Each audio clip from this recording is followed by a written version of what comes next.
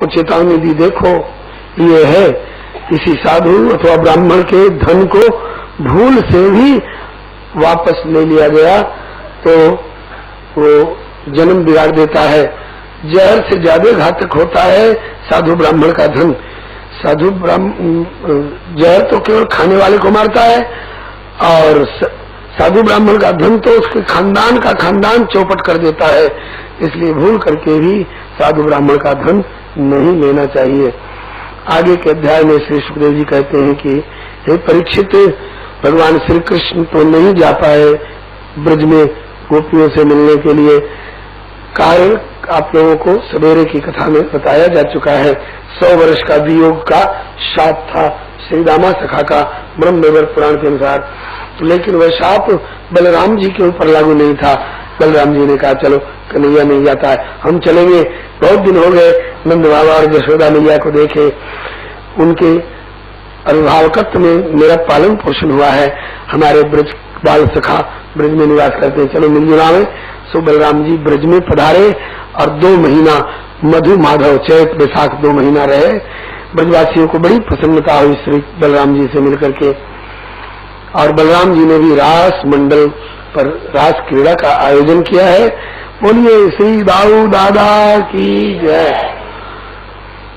और आप जानते हैं बैसाख में थोड़ी थोड़ी हवा में गर्मी आ जाती है, तो बलराम जी ने यमुना जी का आवाहन किया कि जरा और नजदीक, रास मंडल के नजदीक से बहो।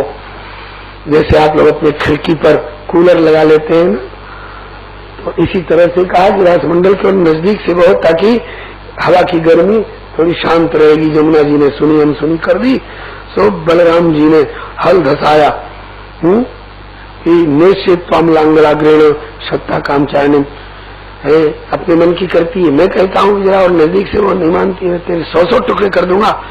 तब हल धसा के खींचा, सो यमुना जी घबरा गई। राम रामा खिलाधार, राम राम महाबाहो न जाने तो विक्रमम, जो श्री कान से निधता जगती जगता पते। फिर क्षमा याचना करी। आज तक यमुना जी वहां खींची हुई से दिखाई पड़ती हैं।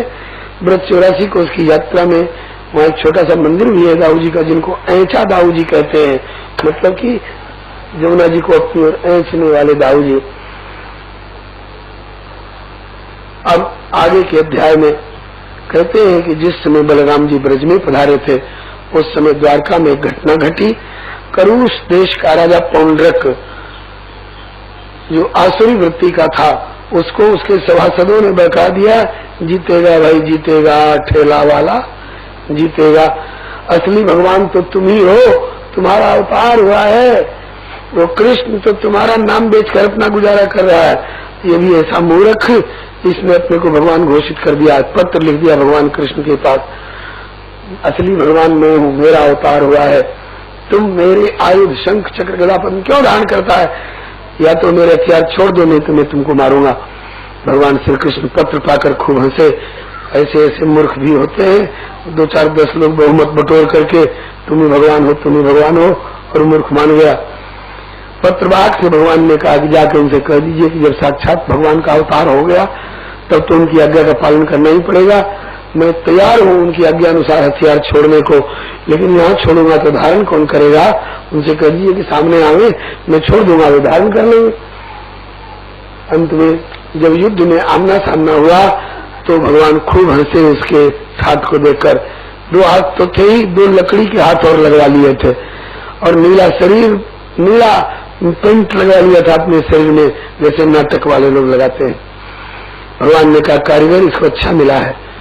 फिर कहा कि हे तथाकथित वासुदेव भगवान, आपने पत्र में हथियार छोड़ने की आज्ञा तो करी थी, लेकिन ये आज्ञा नहीं करी थी कि चारों शंख चक्र गदा पद्म एक साथ छोड़े की बारी बारी अपनी समझ के अनुसार लीजिए।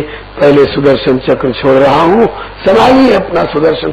इसकी मजाल जो भगवान के द्वारा चलाया हुआ सुदर्शन संभाल ले, उसका प्राणांत हुआ। देवताओं ने फूलों की वर्षा करी, जय जयकार करी, उसकी आत्म ज्योति को भगवान ने अपने में विलीन कर लिया। बोलिए श्री पतित पावन भगवान की जय। लोगों ने पूछा कि प्रभु ये तो आपका शत्रु था, इसको आपने अपने में विलीन करके सदगति क्यों दे दी? अरे कहा कि शत्रुता से ही सही, मुझे याद तो रखता था बेचारा। फिर उसका पक्ष लेकर के काशी नरेश लड़ने के लिए आए। काशी नरेश का गला काट करके सुदर्शन से कहा, इनके दरवाजे पर ले जाकर आदर पूर्वक प्रतिष्ठित कर आओ इनका मस्तक। सो कटे हुए मस्तक को देखा उस काशी नरेश के पुत्र ने, तो उसने अविचार प्रयोग करके काल कृत्य अग्नि प्रकट की पिता को मारने वाले से बदला लेने के लिए। सो काल कृत्य अग्नि द्वारका की ओर लपकी।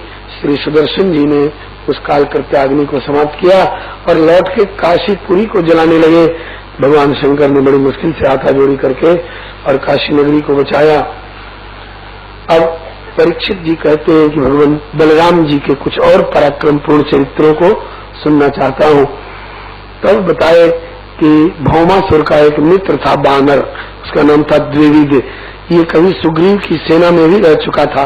द्विविद नयन नील नल अंगद गद विकटास दधिमुख के हर निसट सठ जाम बलराज।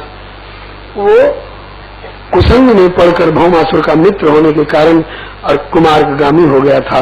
भौमासुर के मरने पर मित्र का बदला लेने के लिए वो आया और द्वारका में उपद्रव करने लगा। भगवान श्री कृष्ण ने उसको नहीं मारा क्योंकि पहचान गए कि तो द्विविद है। लेकिन दाऊ जी बोले कि तुम सह लो तो सह लो, मैं नहीं सहूंगा।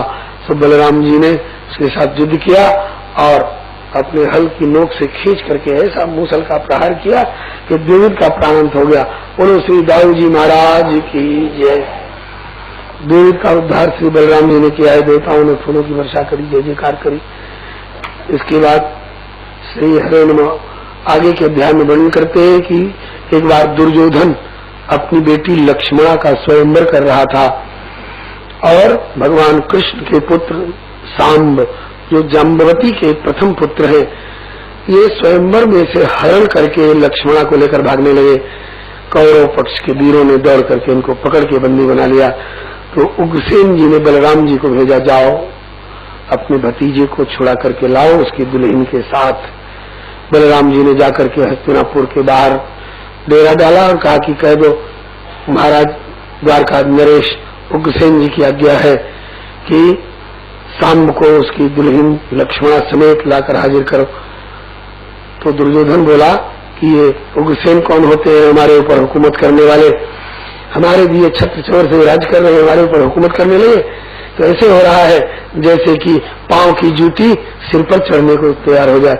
बलराम जी को ये बात बहुत चुभती सी लगी। कहा कि देखो, जिन भगवान श्री कृष्ण की आज्ञा देवराज इंद्र भी पालन करते हैं और उनके आश्रित उनके बाहुबल में बसने वाले को ये अभागा पैर की जूती बता रहा है। अभी बताता हूँ कौन जूती कौन सिर है। और हस्तिनापुर के धरती में अपना हल घसाया, उखाड़ कर पूरे हस्तिनापुर को गंगा में फेंक दूंगा। धरती कांपने लग गई। सब आकर के सब चरणों में लौट गए।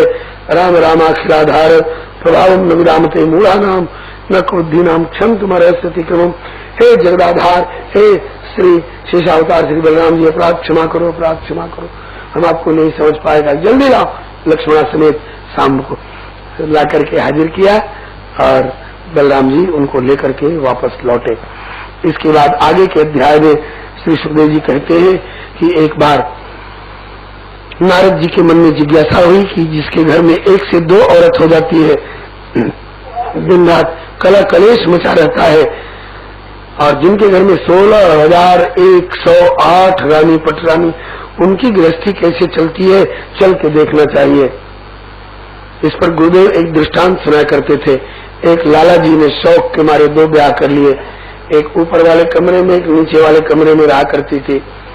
लाला जी कभी ऊपर वाले कमरे में, कभी नीचे वाले में रहते थे। एक दिन खूब इत्र फलेल लगा करके छड़ी घड़ी और टोपी पहने हुए जा रहे थे ऊपर वाली के यहाँ जीने से, तब तक नीचे वाली ने पांव पकड़ लिया, आज मेरे यहाँ रहना होगा। लौटने लगे तब तक ऊपर वाली ने देख लिया, कहा कि वाह, मेरे यहाँ आते हुए लाला जी को रोकने वाली नीचे वाली कौन होती है? उसने ऊपर वाली ने हाथ पकड़ लिया। अब ऊपर वाली ऊपर खींच रही है, नीचे वाली नीचे खींच रही है, और जीने पर बेचारे लाला जी घिसट रहे हैं। अरे छोड़ो, कोई छोड़ने को तैयार नहीं। वो कहे कि हम कोई ऊपर वाली से कमती है क्या, और वो कहे कि हम कोई नीचे वाली से कमजोर है क्या। और संजोग की बात, उस दिन चोर घुसे हुए थे लाला जी के घर में।